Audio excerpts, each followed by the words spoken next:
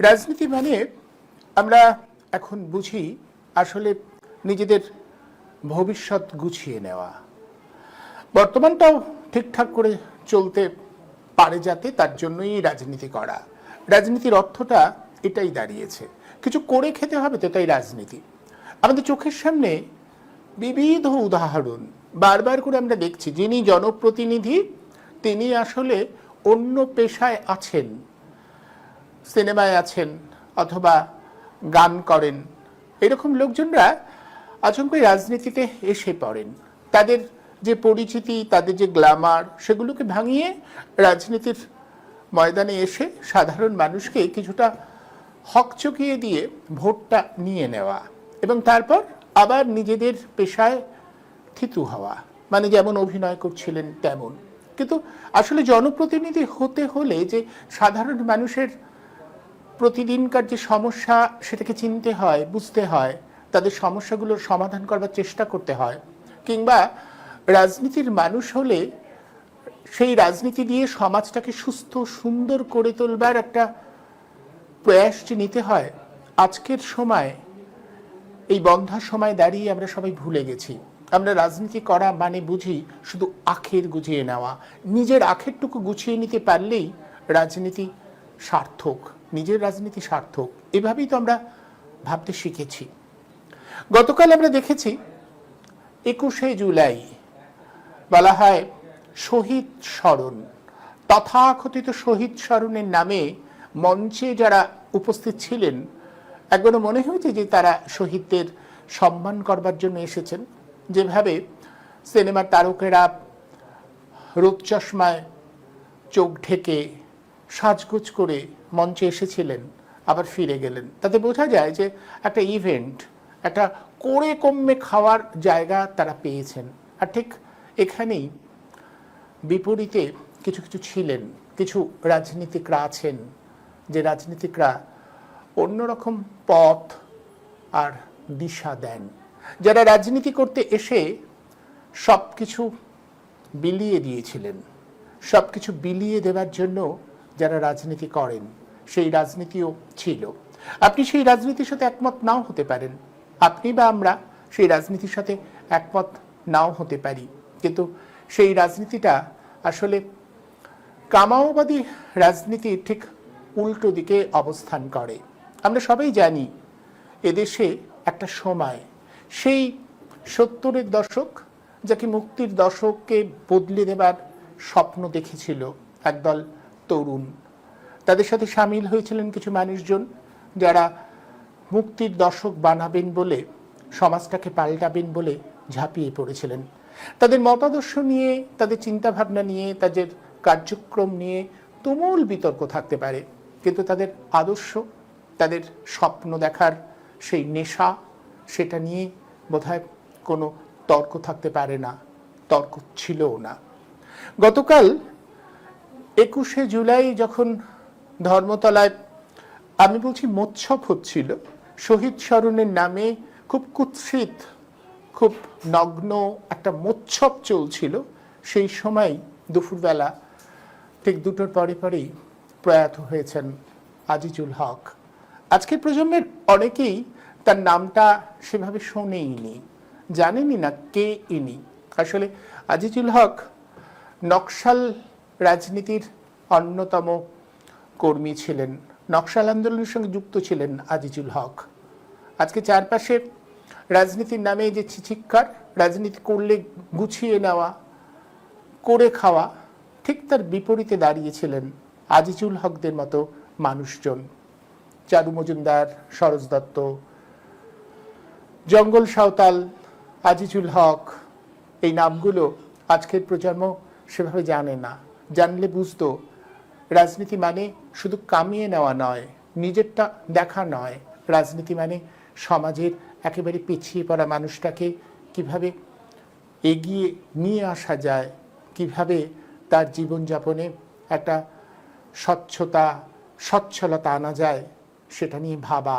রাজনীতি মানে সমাজটাকে সুন্দর করে গুছিয়ে তোলা। তুমি আর আমি আর আমাদের সন্তানের বাইরে যে পৃথিবী আছে, সেই পৃথিবীর কথা ভাবতে শেখায় যে রাজনীতি, আজিজুল হকরা সেই রাজনীতির প্রতিনিধিত্ব করছেন, সেই রাজনীতির প্রতিনিধিত্ব করতে চেয়েছিলেন। সর্বস্ব বিকিয়ে দিয়ে রাজনীতিতে এসেছিলেন আজিজুল হকরা।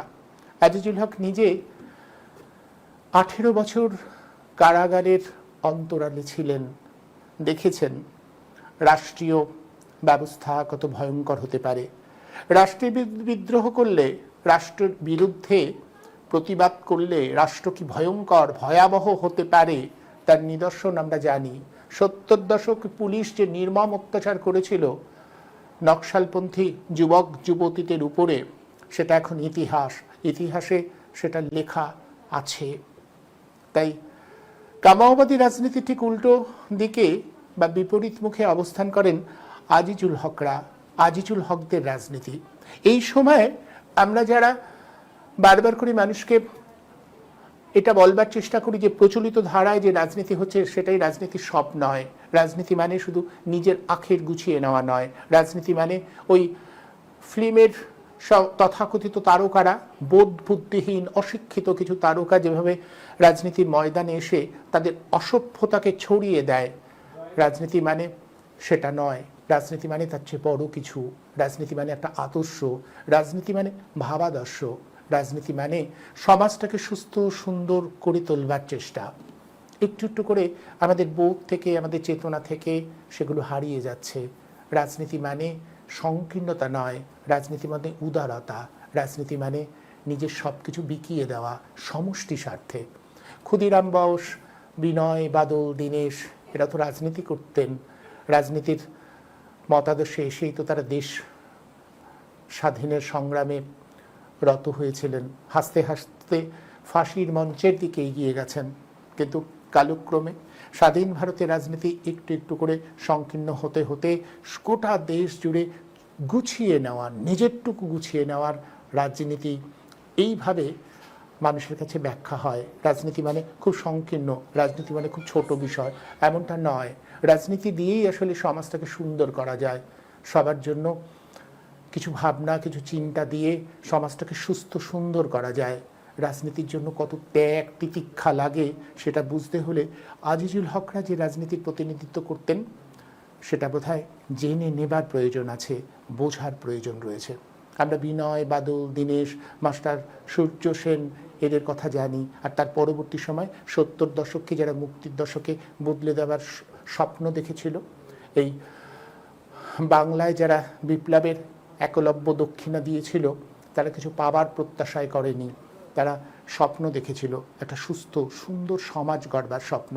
তাদের সেই মতবাদ নিয়ে বিতর্ক থাকতে পারে, তাদের কার্যক্রম নিয়ে বিতর্ক থাকতে পারে, কিন্তু তাদের স্বপ্নে কোনো খাত ছিল না। নিখাত স্বপ্ন দেখতেন তারা। আমরা সেই স্বপ্ন দেখা মানুষগুলোকে একটু যদি চিনতে চাইতাম, যদি একটু চেনবার প্রয়াস করতাম, তাহলে আমাদের এই প্রচলিত রাজনীতি এতটা সংকীর্ণ হয়ে যেত না। রাজনীতি শুধু করে কমে খাওয়ার জায়গা হয়ে উঠতে পারতো না। রাজনীতিকে ভর করে, রাজনীতির উপরে ভরসা করে আমরা হয়তো অন্যরকম একটা সমাজের কল্পনা বা অন্য একটা সমাজের রূপরেখা তৈরি করতে পারতাম, পারিনি। কারণ প্রচলিত ধারার রাজনীতি সব ভুলিয়ে দিয়েছে। রাজনীতি মানে শুধু কামাওবাদী, নিজের আখের গুছিয়ে নেওয়ার রাজনীতিতে সব কিছু এসে দাঁড়িয়েছে। আমরা বারবার চোখের সামনে তাই দেখছি। এমনকি বামপন্থা, যে বামপন্থার রাজনীতি মানে সমাজটাকে সুস্থ করা, সুন্দর করা, সাম্যবাদী ব্যবস্থাপনায় সবাই যাতে রপ্ত হতে পারে, সবার জন্য যাতে জীবনযাপনের ন্যূনতম চাহিদাগুলো সবার কাছে পৌঁছে দেওয়া যায়, সেই রকম ব্যবস্থা করবার কথাই তো বামপন্থীরা বলেন। তারাই তো যুক্তিবাদের কথা বলবেন, তারাই তো বস্তুবাদী ভাবনায় মানুষকে তাড়িত করবার প্রয়াস করবেন। আমরা দেখেছি সেখানেও অনেক ঘাটতি থেকে গেছে। ওই প্রচলিত প্রাতিষ্ঠানিক ধাঁচে যখন রাজনীতি চলে আসে, তখন রাজনীতির মধ্যে অনেক গলদ থেকে যায়, আর সেই গলদগুলোকে চিনিয়ে দিতেন। আজিজুল হক পরবর্তী সময় সক্রিয়ভাবে রাজনীতি আর করতেন না, কিন্তু তার কলম, তার লেখা, তার ভাবনায় বারবার আমাদের প্রচলিত রাজনীতির যে খামতিগুলো রয়েছে, যে রাজনীতি আসলে কোথাও পৌঁছে দেবে না, আরও বেশি করে রাজনীতি সম্পর্কে মানুষ বীতশ্রদ্ধ হবে, এই ভাবনাগুলোকে তিনি তার লেখনের মধ্য দিয়ে, তার বিভিন্ন প্রবন্ধের মধ্য দিয়ে বারবার তুলে ধরেছেন। তাই আজ আজিজুল হকের রাজনীতি, আজিজুল হকরা যে রাজনীতির প্রতিনিধিত্ব করতেন তারই পরিপ্রেক্ষিতে আমাদের বর্তমান সময়টার যদি একটু মূল্যায়ন করি, তাহলে হয়তো অনেকের বোধে, অনেকের চেতনায় এটা একটু যেতে পারে যে আসলে রাজনীতি মানে সংকীর্ণ নয়, রাজনীতি মানে বড় কিছু, অন্য কিছু। আসুন একটু অন্যরকমভাবে আলোচনা করি, ভাববার চেষ্টা করি যে কামাওবাদী রাজনীতির ঠিক উল্টো দিকে আজিজুল হকরা যে রাজনীতিকে প্রতিষ্ঠা করতে চেয়েছিলেন, কেমন ছিল সেই রাজনীতির চেহারা। তারা ব্যর্থ হয়েছেন একটা পর্যায়ে, যদিও তিনি নিজে ব্যর্থ হয়েছেন এটা মানতে রাজি ছিলেন না কোনোভাবেই। তিনি বলেছেন সমাজ কিংবা রাষ্ট্র বদলানোর এই বিষয়টা কোনো সময়ের মাপকাঠিতে মাপা যায় না, অনেক অনেক বছর লাগতে পারে। মানব মুক্তি সময় দিয়ে মাপা যায় না। 70-এর দশক মুক্তির দশক হয়নি, কিন্তু স্লোগানটা ভুল ছিল কি না, তার মতে 70-এর দশক হয়নি, কিন্তু মুক্তির ভাবনাটা তো বজায় রাখতে হবে। বারবার এই মুক্তির চিন্তাটাকে মানুষের মধ্যে জাগিয়ে তুলতে হবে।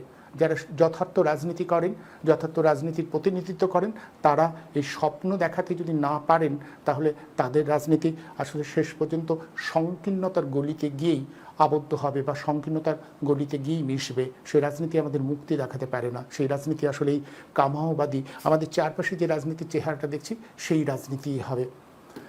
আসলে এই রাজনীতিটাকে একটু বুঝবার চেষ্টা করি। এই কামাওবাদী, এই গুছিয়ে নেওয়া, আমাদের চারপাশে যাদের দেখি তাদের বাইরে অন্য যে রাজনীতিকরা ছিলেন, যারা রাজনীতিকে অন্যরকম একটা অর্থ দেবার কথা বলেছিলেন, অন্যভাবে ভাবতে বলেছিলেন, তাদের রাজনীতিকে একটু বোঝবার চেষ্টা করি। আলোচনার জন্য এই মুহূর্তে আমার সাথে যে বা যারা সংযুক্ত হয়েছেন, আসুন পরিচয় করিয়ে দিই। আমাদের সাথে রয়েছেন অধ্যাপক ডক্টর দেবশ্রী ভট্টাচার্য এবং আমাদের সঙ্গে রয়েছেন সাংবাদিক রূপম চট্টোপাধ্যায়। আপনাদের দুজনকেই আজকের এই অনুষ্ঠানে আমি স্বাগত জানাচ্ছি। আমি প্রথমে দেবশ্রীবাবুর কাছে আসি। দেবশ্রীবাবু, যেটা আমি বললাম যে আমরা তো একটা রাজনীতি দেখতে দেখতে অভ্যস্ত হয়ে যাচ্ছি, আমরা বারবার করে দেখছি রাজনীতি, সেখানে রাজনীতিকে একটা বৃহত্তর মহত্তর মতাদর্শগতভাবে ভাবার এই প্রতিনিধিত্ব যারা করতেন, আজিজুল হক গতকাল প্রয়াত হয়েছেন, আজিজুল হকদের রাজনীতির যে প্রতিনিধিত্ব সেটা কি সাধারণ মানুষের কাছে খুব বেশি পৌঁছেছে? এবং এই না পৌঁছতে পারবার দায় কিছুটা কি আমাদের মানে নাগরিক সমাজেরও নয়, বা আমরা যারা সাংবাদিকতা করি তাদেরও নয়? আমরা আসলে সেই রাজনীতিটাকে সাধারণ মানুষের কাছে নিয়ে যেতে পারিনি, বোঝাতেই পারিনি।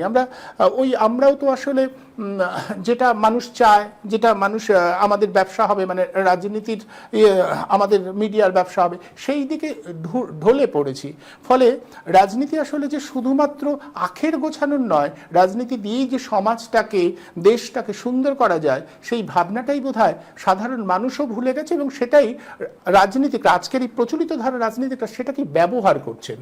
গতকালে তো আমরা দেখলাম একটাও সমাজ নিয়ে কথা বললেন না, একটাও বললেন না আমাদের রাজ্যে বারবার মহিলাদের উপরে যে আক্রমণ হচ্ছে সেটা কেন ঘটবে, তার জন্য অন্তত একটু দুঃখ প্রকাশ করা। প্রতিনিধিত্বমূলক গণতন্ত্রে এটা তো রীতি ছিল যে প্রশাসক যদি ব্যর্থ হয় সেই ব্যর্থতার দায় স্বীকার করে দুঃখ প্রকাশ করা এবং বলা যে আর যাতে এরকম না হয় আমরা দেখব। তারও কোনো বালাই নেই, বরং আরও অ্যাগ্রেসিভ, আরও উগ্রতার সাথে আক্রমণাত্মক মেজাজে শুধু ভোটটা কিভাবে আদায় করতে হবে সেদিকে মানুষকে ঠেলে দেওয়া। হ্যাঁ, অনুপম বাবু, এখন আজকে আমরা স্বাধীনতার এত বছর পরে এসে যে ভারতবর্ষটা পেয়েছি, সেই ভারতবর্ষটা কিন্তু কোনো মানে এক ইউনিটে বাঁধা ভারতবর্ষ নয়, বরঞ্চ হ্যাঁ, কেউ কেউ বলছেন যে আমরা ফোর্থ লার্জেস্ট ইকোনমি হয়েছি। সেটা আমাদের পপুলেশনের জন্য হয়েছে। অ্যাকচুয়ালি পার ক্যাপিটা জিডিপি তো আমাদের অবস্থার মধ্যে 124 না কত, যাই হোক, সে 3000-এর কাছাকাছি আর কি। যাই হোক, কিন্তু কি হয়েছে, এত বড় ইকোনমি তৈরি করে এত বড় ইকোনমিতে 1% লোকের জন্য এই ইকোনমির সিংহভাগটা চলে গেছে, বাকি অবশিষ্টাংশ পড়ে রয়েছে বাকি মাসের ওপর, মানে বহু সংখ্যক ভারতবাসীর জন্য। এই একটা বিভক্ত, এই সামাজিক অর্থনৈতিকভাবে এই একটা সেগমেন্টেড ভারতবর্ষ কিন্তু আমরা পেয়েছি। এবং এই আজিজুল্লাহরা যে স্বপ্নটা দেখতেন, অর্থাৎ 70-এর দশকটাকে যারা মুক্তির দশক বলে দেখা শুরু করেছিলেন, যেটা বসন্তের বজ্র নির্ঘোষের মতো যেটা ঝাঁপিয়ে পড়েছিল, তার অনেক চুলচেরা বিশ্লেষণ করলে ঠিক ভুল নীতিগত অনেক প্রশ্নগুলো আসবে, এবং সেইগুলো নিয়ে সবগুলো মোটেও সমর্থনযোগ্য নয়। কিন্তু একটা কথা, আমি সেদিন লন্ডন স্কুল অফ ইকোনমিক্সে প্রকাশিত একটা জার্নালেও দেখছিলাম, সেখানেও একজন আমাদের কোনো ভারতীয় নয়, একজন বিদেশি লোক, সে তার আর্টিকেলটার মানে পেপারটার মূল বিষয়টা ছিল এই নকশাল আন্দোলন এবং পোস্ট নকশাল আন্দোলনের সময়ে যে বাঙালির যে পরিবর্তনটা, বাঙালির ভাবনার, রাজনৈতিক চেতনার, রাজনৈতিক মতাদর্শের যে পরিবর্তন এবং যার ফলে জীবনযাত্রার পরিবর্তন এসছে, সেটা কিন্তু লন্ডন স্কুল অফ ইকোনমিক্সেও কিন্তু তাদের যে এলএসআর জার্নালটায়, সেখানে কোনো একজন, সম্ভবত তিনি একজন ব্রিটিশ, আমার ঠিক মনে পড়ছে না ভদ্রলোকের নামটা, তিনি কিন্তু ওরকমভাবে লিখছেন। অর্থাৎ যে বাঙালি কিন্তু আমার যতটুকু পড়াশোনা, খুব বেশি তো নয়, তাতে কিন্তু বাঙালি শেষবারের মতোই কিন্তু আমরা নিয়ে ভেবেছিল। তারপর থেকে কিন্তু আমরা নিয়ে ভাবাটা কিন্তু আস্তে আস্তে আস্তে আস্তে সেটাকে ছেঁড়া হয়ে যাচ্ছে। ছিটতে ছিটতে ছিটতে আমরা একটা ক্ষুদ্রতম অংশে, আমি একটা একটা মানে একটা বিন্দুতে সেটা গেছি। আজিজুল দরা এইভাবে ভাবেনি, তারা অন্তত পক্ষে পুরো মাসটাকে এগিয়ে নিতে চলেছেন। এই যে যারা যে কথাগুলো বলেছেন, আজকে অর্থনৈতিক সমীক্ষায় যে রিপোর্টগুলো দেশে বা বিদেশে বেরোচ্ছে, তারই তো প্রতিচ্ছবি যে একটা আমাদের অসাম্যের দেশ, আমরা একটা অসাম্যের ভারতবর্ষ। আমরা ব্রিটিশদের থেকে স্বাধীন হয়েছি বটে ঠিকই, কিন্তু আমার দেশের এই ভারতবর্ষটা আমরা সবার জন্য করতে পারিনি। আমার দেশের সেই প্রান্তিক মানুষদের জন্য ভারতবর্ষটা পৌঁছয়নি। এইখানেই ছিল একটা সাম্যের দাবি, এইখানেই ছিল একটা সাম্যবাদী ভারতবর্ষের দাবি, একটা সাম্যবাদী সমাজতান্ত্রিক ভারতবর্ষ তৈরি হওয়া।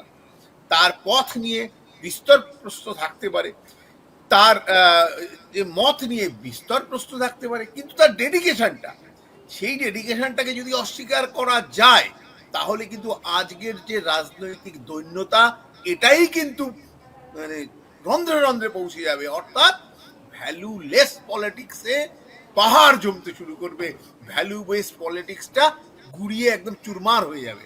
আজিজুলদা ওই কারাগারে 18 বছরের একটা লাইন আমার মনে আছে, আমি অনেক মানে একদম প্রায় যৌবনে এই বইগুলো পড়া আর কি, লাইনটা আজও আমার মনে আছে যে আমি হয়তো ওই পাহাড়টাকে ভাঙতে পারিনি, কিন্তু আমরাই সেই লোক যারা অন্তত পাহাড়ের গায়ে প্রথম হাতুড়ির বাড়িটা মারতে পেরেছি। এই যে পাহাড়টা যেটা বসে আছে, যে পাহাড়টাকে, যে অসাম্যের পাহাড়, ভারতবর্ষটা প্রতিটা মানুষের, প্রতিটা নাগরিকের জন্য ভারতবর্ষ না হওয়ার যে ক্ষোভ, না হওয়ার যে কষ্ট বেদনা, সেইটা কিন্তু সেই কিছু গুটি কয় লোকগুলোই কিন্তু সেই ভাবনাটা অন্তত ভেবেছিল।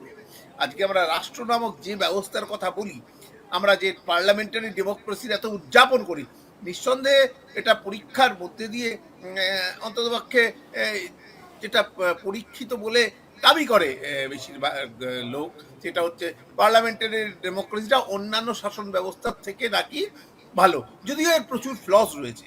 কিন্তু এই যে পার্লামেন্টারি ডেমোক্রেসি আমরা উদযাপন করি ঠিকই, কিন্তু at the end of the day যে প্রশ্নটা রাখি, রাজনীতি কেন, অর্থনৈতিক ভাবনা কেন, না আমার প্রতিটা দেশের মানুষের কাছে একটা ওয়েলফেয়ার স্টেটের পরিষেবা, একটা ওয়েলফেয়ার স্টেট গার্জিয়ান হিসেবে পাশে দাঁড়ানোর মানে ছড়িয়ে দেওয়া, এটা কিন্তু আমরা করতে পারিনি। কারণ আমাদের 1%, আমাদের যারা বিলিয়নার্স আছে, তাদের কাছে আমাদের 50%-এর বেশি জাতীয় সম্পদ জমা হয়ে আছে, স্তূপীকৃত হয়ে রয়েছে। আর আমাদের বেশি মানে বাকি 50% অনলি 3% অফ দ্য ন্যাশনাল রিসোর্সের পড়ে আছে। এই যে ভারতবর্ষটা, এই ভারতবর্ষটা তো কেউ চাননি, মানে কোনো সুস্থ বুদ্ধি সম্পন্ন চেতনা সম্পর্ক মানুষ কেউ চাননি। কিন্তু ভারতবর্ষটাকে সেই দিকে নিয়ে গেছে, সেটারই আমরা উদযাপন করছি। সেটাকে এই যে ভোগবাদ নিয়ে আমরা উদযাপন করছি। আপনি যে কথাটা প্রশ্নটা তুললেন যে কালকে এত বড় একটা একটা একটা সমাবেশ হলো, সেই সমাবেশটা মূলত একটা শোক দিবস বটে, কিন্তু সেখান থেকে তো জাতির প্রতি একটা দিশা দেখানো, অর্থাৎ রাজনৈতিক দিশাটা, যেটা প্রশ্ন আসবে যে যা যা অন্যায় সমাজ ব্যবস্থায়, যা যা খুন ধরে যাচ্ছে, যে এই যে আপনি যে শব্দটা উচ্চারণ করেন কামাওবাদ, এই যে কামাওবাদ যেমন মানে যেখানে যত্র যত্র গজিয়ে উঠছে, এর বিরুদ্ধে যদি রাজনৈতিক ভাবে লড়াই না করা যায়, সেই রাজনীতির মূল্যটা কোথায়? রূপম চট্টোপাধ্যায় কাছে রূপম দা, দেবশ্রী বাবু মোটামুটি ব্যাখ্যা করেছেন। আমি তোমার কাছে যেটা জানতে চাইবো যে এটা তো ঘটনা আজিজুল দা নিজে বলতেন, আমি সর্বশেষ ওনার সাথে যখন দেখা করেছি এটা বলতেন যে ব্যক্তি মানুষ মরে যায়, প্রজাতি মানুষ মরে না। আসলে অমরত্বের বলে বলিয়ান যে প্রজাতি না, আমরা যদি তার ভরসাতে লড়তে পারি বা তার ভরসাতে থাকতে পারি, তাহলে অনেক কিছু করা যায়, করতে পারি। আজকে যারা রাজনীতি করছেন তারা কি সত্যি কোথাও কোনো রাজনীতিকদের মনে হয় যারা ক্ষমতার অলিন্দে যেতে চায় বা ক্ষমতা মুখী রাজনীতি করতে চান, তারা কি সত্যি এই প্রজাতি বোধের উদ্বুদ্ধতা জায়গা থেকে রাজনীতি করে, নাকি শুধুমাত্র আমি আমি আর আমি? গতকাল আমরা তো দেখলাম যারা শহীদ স্মরণের অনুষ্ঠানে গেছিলেন, একবারও মনে হয়নি তারা কাউকে সম্মান জানাচ্ছেন বা কোথাও কষ্ট পেয়েছেন। তারা নিজেদের রাজনৈতিক প্রতিপত্তিটাকে জাহির করবার কথা বলেছেন বারবার, সর্বত্র কোণে কোণে প্রত্যেকটা জায়গায়।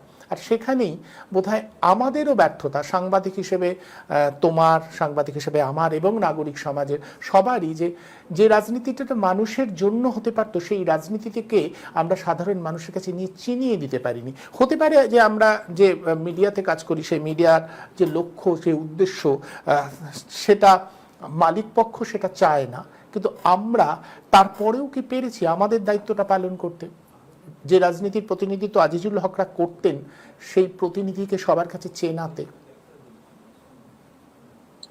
হ্যাঁ, 1985 সাল থেকে আজকে 2025, এই 40 বছর ধরে আমি সাংবাদিকতার যে জগৎ, সেই জগতের একজন ব্যাকবেঞ্চার সাংবাদিক, তার পেছনের সারির একজন সাংবাদিক। পেছনের সারির মানুষের একটা না আমি বলছি না এইটাই বিষয়, পেছনের সারির একজন সাংবাদিক। এবার দেখেছো?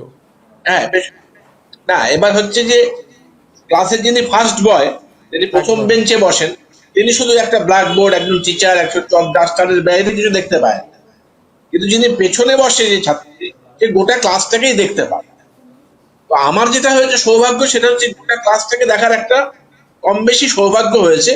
এবার আমি আমার যোগ্যতা অনুযায়ী সেটাকে গ্রহণ করতে পেরেছি। তার বেশি তো সম্ভব না, আমার মেধা আমার বুদ্ধি দিয়ে দিই। তাতে আমার মনে হয়েছে আমরা যাদেরকে রাজনীতি করার কথা বলি বা রাজনীতি করতে দেখি, তারা আসলে দলটা করে। একদম কালকে যে দল করে তারা রাজনীতি করে। রাজনীতি মানে হচ্ছে সমাজের এবং মানুষের, যাকে নিয়ে সমাজ, সেই মানুষ তার যে রোজকার যে বাঁচার যন্ত্রণা, দুঃখ, কষ্ট, লড়াই, তার প্রত্যাশা, তার যোগ্যতা, তার মেধা, এই গোটা ব্যাপারের মধ্যেকার যে সংঘাত, সেই সংঘাতটাকে একটা দিশা দেয় আর কাজ করে হচ্ছে রাজনীতি। কিন্তু কালকে 21শে জুলাই যারা গিয়েছিল তারা কারা? তারা হয় দিদিকে ভালোবাসে বা তৃণমূলকে ভালোবাসে। তারা যারা শহীদ হয়েছিল 13 জন, তাদেরকে যদি ভালোবাসতো তাহলে একটা স্লোগান উঠতো যে এই শহীদদের ভুলছি না, ভুলবো না, এবং শহীদদের রক্ত হবে না কো ব্যর্থ বলে একটা স্লোগান আছে। আর রক্ত যদি ব্যর্থ করতে না হয়, তাহলে যারা সেদিন ঘটনা ঘটিয়েছিল তাদের শাস্তি চাই। গোটা লক্ষ লক্ষ মানুষ জমায়েত হয়েছিল, কেউ এই 13 জন শহীদের বিচার চাই, যারা খুনি তাদের বিচার চাই, এই স্লোগানটা কিন্তু একজনও দেয়। কারণ তারা দলের মানুষ, তারা রাজনীতির মানুষ। যে সমাবেশটা হয়েছিল ওটা দলীয় সমাবেশ, ওটা কিন্তু রাজনৈতিক সমাবেশ। আর রাজনৈতিক দলের কি উদ্দেশ্য? উদ্দেশ্য হচ্ছে আগামী যে ভোট, সেই ভোটে যেন আমরা ক্ষমতায় ফিরতে পারি, এবং তাদের সমস্ত ইকুয়েশন ওই ক্ষমতা লাভের জন্য, এবং মানুষ যাতে তাদেরকেই ভোট দেয় তার জন্য তাদেরকে সেভাবেই আবেদন করা, নিবেদন করা, উত্তেজিত করা, হ্যাঁ উত্তেজিত করা, যাতে তারা ভোটের বাক্সে তার প্রতিফলন। ফলে শহীদ দিবসে একটা শহীদ যে 13 জন, তাদেরকে কেউ মনে রাখেনি, তাদের হত্যার কেউ বদলা চায় না, তাদের হত্যার কেউ বিচার চায় না, এবং যারা খুনি তারা কোথায় গেল সবাই জানে, কিভাবে আছে তাও জানে। কমিশন হয়েছিল তাও ঠিক, কিন্তু সেই কমিশনের রিপোর্ট নিয়ে কালকের দলে কোনো বক্তা বলেনি ওই কমিশনের রিপোর্টে কি আছে সামনে আনুন এবং খুনিদের শাস্তি চাই। 13টা মানুষ হয়ে গেল কলকাতার প্রকাশ্য রাজপথ। আমি ঘটনাস্থলে ছিলাম পুরোটাই, ফলে আমি দেখেছি চোখের ওপর ঘটনাটা কিভাবে। এটা ভাবতে পারিনি এই যারা আজকে খুন হচ্ছে তারা যেদিন ক্ষমতায় আসবেন সেদিন খুনিরা সব রেহাই পেয়ে যাবেন, খুনিরা মন্ত্রী হয়ে যাবেন, খুনিরাই আবার দলে ফিরবে, আসন লাভ করবে, এই প্রত্যাশা কিন্তু। ফলে আমি ভেবেছি বিষয়টা, আমার একটা বইও সম্প্রতি বই বেরিয়েছে, তাতে আমি দেখি যে গণহত্যার রাজনীতিটা কিভাবে গড়ে ওঠে, এই গণহত্যা রাজনীতিতে আমি দেখিয়েছি 1967 সাল থেকে 2022 পর্যন্ত যতগুলো গণহত্যা হয়েছে বিভিন্ন রাজনৈতিক দলের হাত, যে যখন ক্ষমতায় থেকেছেন, যে যে অঞ্চলে ক্ষমতা পেয়েছেন, তারা এই গণহত্যাগুলো ঘটিয়েছে। কিসের জন্য ঘটিয়েছেন? দলকে প্রতিষ্ঠা করবার জন্য, দলীয় আধিপত্য কায়েম করবার জন্য, এবং সেই দলীয় আধিপত্য কায়েম করে যাতে ভোটে জেতা যায়, আমার এমএলএ এমপি পঞ্চায়েত দখল করা যায়, তার জন্য। তাহলে এটা একটা রাজনৈতিক ঘরানা। এবার এর সঙ্গে যদি আমি অন্যদের তুলনা করি, এর কি কোনো ব্যতিক্রম ছিল না? ব্যতিক্রম ছিল। 1967 সালে যখন প্রথম রাজ্যে যুক্তফ্রন্ট তৈরি হলো, পরপর দুটো, একটা 67 সালে, একটা 69 সালে, তখন যে বামপন্থীরা এই দলগুলোর সঙ্গে ছিল, সেই বামপন্থীরা দুটো ভাগ হলো। একদল বললো এই রাজনৈতিক এই সরকারে থাকার যে ক্ষমতা, এই ক্ষমতার ভেতর থেকেই আমরা যা করার করব, মানুষের জন্য, দেশের জন্য, সমাজের জন্য, মানুষের জন্য যা করার ওই রাজনৈতিক সরকারের থেকেই করব। এটা বলা হয়েছিল যে আর একদল এটা থেকে বলেছিল যে বিপ্লবের সময় এখনো আসেনি, মানুষের চেতনা উন্নত করে তারপরে দেখা যাবে, এইরকম একটা তারপরে দেখা যাবে। এবার হলো যেটা, আর একদল বললো যে সরকারের থেকে সরকারি সুযোগ সুবিধে বিধি কানুন মেনে মানুষের জন্য, দেশের জন্য কিছু করা যাবে না। কারণ যাদের হাতে ক্ষমতা আছে তাদের হাতে আইন আছে, যাদের হাতে ক্ষমতা আছে তাদের পাশে রাষ্ট্র আছে। এটা প্রমাণিত হয়েছে। আজকে একটা গোটা ভারতবর্ষ যদি তাকাই, তাহলে একটা সরকার চলছে কেন্দ্রে, যারা মূলত আদানি আম্বানি এই দুটো গোষ্ঠী আর অন্য কিছু কর্পোরেটের স্বার্থে গোটা দেশের মানুষকে একেবারে নিচুতলায় নামিয়ে দিয়েছে। পৃথিবীতে অসাম্য, এত বড় একটা দেশ, 140 কোটির উপরে জনসংখ্যা, তার প্রবল অসাম্য বাড়ছে, বেকারি বাড়ছে, জিনিসপত্রের দাম বাড়ছে, মানুষের হতাশা বাড়ছে। কর্মসংস্থান 22 কোটি লোকের চাকরি দেওয়ার কথা ছিল, 22 লক্ষ লোক মাত্র চাকরি পেয়েছে। অসংখ্য মানুষ তাদের যোগ্যতা থাকা সত্ত্বেও সম্মানজনক চাকরি পাচ্ছে। স্বাধীনতার এতগুলো বছর, ৭৩ বছর পেরিয়ে এইটা তো, এই দেশ তো মানুষ চায়নি, এই দেশ চায়নি, আর এই দেশের জন্য মানুষ ভোট দেয় না। ফলে সেদিন যারা 1967 সালে নকশালবাড়ির অভ্যুত্থানের ভেতর দিয়ে এই বার্তা বয়ে নিয়ে এসেছিল যে মানুষের ক্ষমতা মানুষকেই কেড়ে নিতে হবে, মানুষের বিচার, মানুষের যে দুঃখ দারিদ্র কষ্ট তা মানুষকেই দূর করতে হবে,